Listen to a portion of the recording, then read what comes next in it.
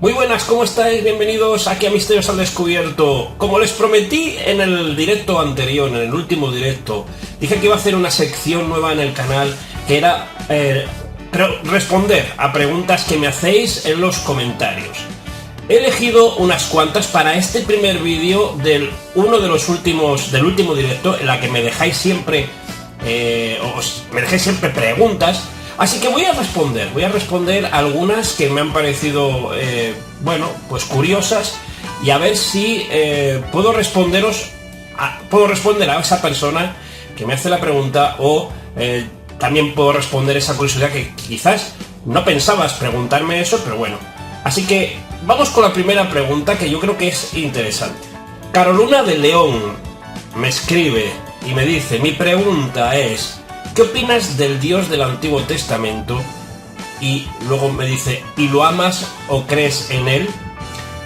Es una pregunta, yo creo que un poco enreversada, que creo que me la haces para sacarme quizás algunos puntos más personales de mi vida, pero bueno, he demostrado durante los vídeos, durante el tiempo que llevo, los años que llevo con este canal, de que bueno, soy una persona creyente, por supuesto que sí. Es que sería muy difícil no creer en Dios. Pero bueno, ojo como al decir yo la palabra Dios piensas en ese Dios religioso. Yo no estoy hablando en ese. Pero la pregunta me dice que ¿qué opino de ese Dios del Antiguo Testamento? Bueno, el Dios del Antiguo Testamento era un Dios de los hebreos, que se presentó a un pueblo hebreo. El que ha leído los textos de la Biblia se da cuenta de que la Biblia no quiere dar a entender de que existe Dios. No es para decir que o revelar de que Dios existe. Se da por hecho de que ya existe. Es un pueblo, el hebreo, que ya desde tiempos ancestrales ellos ya no lo tenían en duda. Eso no lo tenían en duda. Entonces, ¿qué es lo que pretendía el libro? El libro pretende que conozcamos a Dios en sus personalidades. Bueno, pues esto lo que hace es que crea un mundo, ya no tanto imaginario, pero un mundo, porque te lo tienes que imaginar, pero un mundo en el que ves la condición del hombre con y sin Dios. Eso es lo que yo puedo percibir, y lo que yo creo que es lo que opino del Dios del Antiguo Testamento. Creo que el Dios del Antiguo Testamento es el mismo del Nuevo Testamento, y es el mismo Dios en concepto a muchas religiones. Pero esa es mi opinión, me has pedido mi opinión. Ahora, me dices que si lo amo. La palabra amar, ¿qué es para ti amar? No sé la respuesta cuál es esta, porque hay muchas clases de amor. Y no es el mismo amor que yo tengo por mi canal, el mismo amor que os tengo a vosotros, en cariño y en respeto, al amor que puedo tener a mi pareja, o el amor que puedo tener a una religión, a un equipo de fútbol, etc. Si la respuesta es que si yo lo amo de tal manera de que daría mi vida por él, no. Te voy a decir la razón: porque no lo necesita. Sería absurdo dar tu vida por alguien o por algo que es supuestamente eterno. Eso es no tiene que ver. Ahora, otra cosa es la filosofía que en este caso Jesús daba, que en el que muchos de vosotros habéis visto en mis vídeos, que es un fiel seguidor del pensamiento, ya no solamente eso, sino de la forma de vida que no se sigue en ninguna religión, en ninguna, llámese cristiana, o tengan al Jesús crucificado en la capilla o en cualquier sitio. No es lo que se habla. Así que espero que haya resuelto tu pregunta. Bueno, vamos a la siguiente pregunta, que me deja Falling So Willy 11, y me dice: mi pregunta es, ¿darías 15 años al final de tu vida por saber los misterios, viajar al pasado o futuro y morir satisfecho o no? Quiero decir, yo quiero interpretar esto que si mi vida es el misterio. Mi vida no es el misterio ni los enigmas, mi vida es vivir.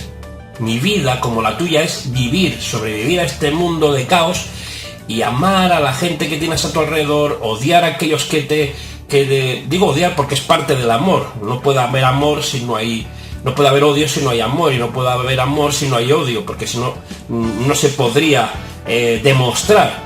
Pero lo que quiero decir es que yo no daría mi vida, ni 15 años de mi vida, nada, por algo que es simplemente curiosidad y simplemente algo que te va a servir para esta vida, para entender las cosas que no se ven, que no se explican. Pues nunca dejaremos de tener misterio. O sea, yo no daría 15 años de mi vida a pleno pulmón para descubrir o viajar al pasado o al futuro.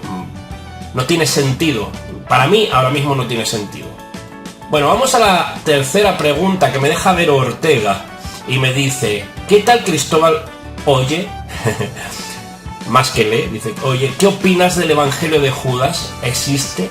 Pues claro que existe el Evangelio de Judas y de todos los apóstoles y de santos, y hay evangelios de todas clases.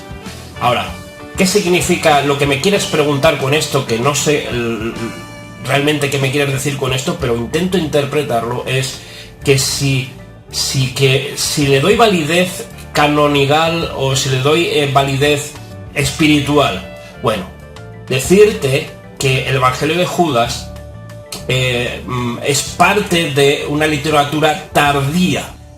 Hasta ahora muchos códices, no libros completos, códices han llegado a nosotros tardíos, muy tardíos. Hay muy poquitos que tengamos algunos códices que estén guardados, y los historiadores que de esto saben mucho lo tienen ahí guardadito y para investigar y seguir investigando.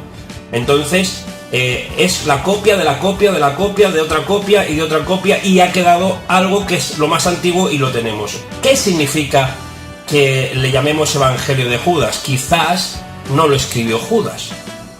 Por ejemplo, hay muchos textos en los que se atribuye a la persona que aparece en el título, pero no lo escribieron ellos.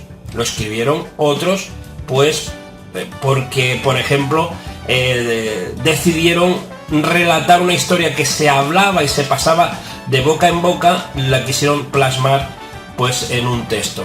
Que esto ya os digo que es muy tardío. Y existe, claro que existe. Es como el libro de Enoch. ¿Lo escribió Enoch, el libro? El libro de Enoch, este es tan famoso, ¿lo escribió Enoch? No lo sabemos. Posiblemente no. Posiblemente no. Pero todos lo atribuimos que fue Enoch quien lo escribió. Ahí está el problema muchas veces, que atribuimos ciertos evangelios a ciertos personajes porque a lo mejor habla sobre él, etcétera, etcétera. Entonces, pues claro que creo que existe, porque ahí lo tenemos. Bueno, esto es muy curioso, esta pregunta que me deja José Álvarez.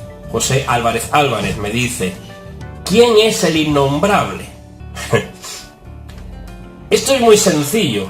Hace unos meses hice un vídeo refutando el trabajo, uno de los trabajos de uno de los investigadores que me da muchos respetos y bueno, que no tengo la oportunidad de conocer ni he hablado con él, y es José Luis Camacho, de Mundo Desconocido. Este es el innombrable. ¿Por qué? Porque en mi canal, cuando digo esto, enseguida vienen diciéndome pues ciertas cosas que me vuelven a decir. Por eso, cuando yo digo el innombrable, ya saben que el innombrable es JL. Así que bueno, respondida la pregunta.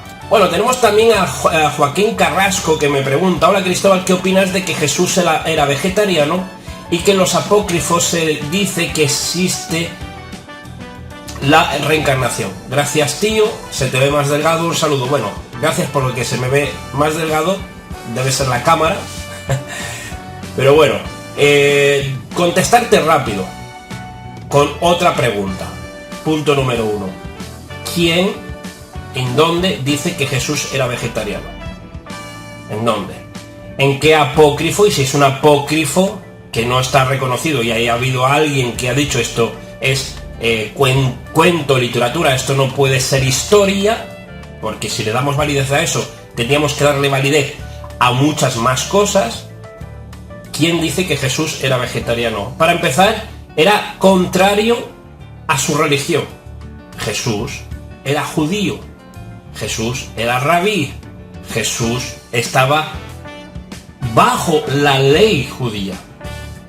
Y bajo la ley judía había fiestas, había fiestas simbólicas, pero que se celebran y se han celebrado durante mucho tiempo, en la que se consume carne. Se consume carne de muchas clases de animales y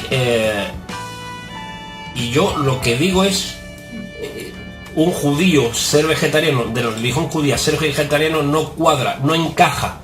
Así que mi respuesta es esta, que Jesús no era vegetariano, ya por el simple descarte de su condición religiosa. Bueno, segunda cuestión que me dices sobre la reencarnación. Bueno, en la Biblia se habla de la encarnación, no la reencarnación, sino de la encarnación. Hay mucha gente que confunde estos conceptos. No es lo mismo encarnación que reencarnación. Os pongo un ejemplo. Hay un relato en uno de los evangelios, creo que fue en el Evangelio de Mateo, en el que Jesús, uno de los discípulos le dice: Jesús, este es el Elías que había de venir.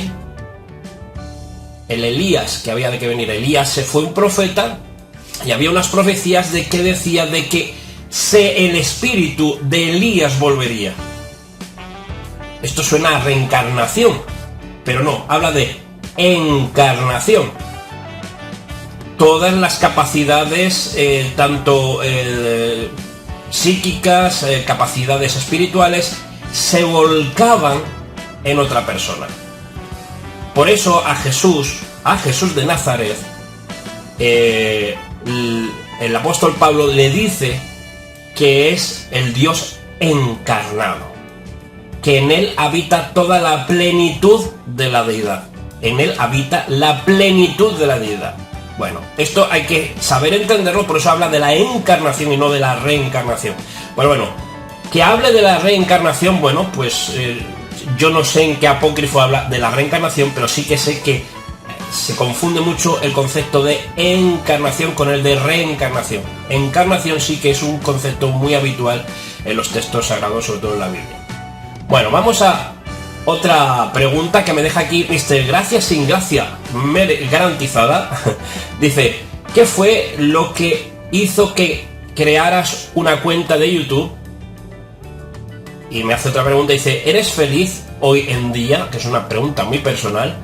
Y me da un saludo, pues yo te saludo también a ti. Bueno, la primera pregunta que me haces, Mr. Gracia, es: yo me creé una cuenta de YouTube, pues como se la crea todo, por curiosidad. Este no es el primer canal que me creo, tengo muchos más canales y otros que ya he cerrado que eran anteriores a este. Así que es más deciros que, bueno, yo en este caso YouTube ya lo he estado comiendo desde hace mucho tiempo antes de tener este canal. Y el motivo es curiosidad. La segunda pregunta que me haces: ¿eres feliz hoy en día? Bueno, defíneme la palabra feliz. La verdadera felicidad, ¿cómo se obtiene? ¿Se obtiene a través de recompensas? ¿Se obtiene a través de sentirte bien? Bueno, yo por sentirme bien me siento bien. Ser feliz en este mundo es harto complicado, es muy difícil, pero hay veces que la verdad es que me siento feliz, pero no estoy feliz. Si yo te dijese que si soy feliz todas las horas de mi vida durante estos años de mi vida y los que me quedan, si voy a ser feliz, te puedo decir que no. Siento angustia, siento rechazo, siento atracción, siento desesperación, siento soledad, pero también siento compañía y todo lo contrario a lo que he dicho yo antes. Y ser feliz es harto complicado. Espero que lo entiendas. Soy una persona normal y corriente como cualquier otra persona. Bueno, amigos, estas son las preguntas de hoy. Si quieres dejarme más preguntas, de verdad que voy a seguir haciendo esto en este vídeo. Abajo en la descripción del vídeo me dejáis vuestras preguntas y ponéis pregunta y me dejáis la pregunta, y en el siguiente vídeo que haga, pues yo os voy a hacer, pues esto, lo que estoy haciendo ahora, responder a la cara y con vuestras preguntas aquí para que podáis disfrutar y bueno, que podamos seguir ampliando el conocimiento y la amistad, que eso es lo importante. Un abrazo, nos vemos en el siguiente vídeo. Un abrazo de oso, mis licenciados. Hasta luego, chao.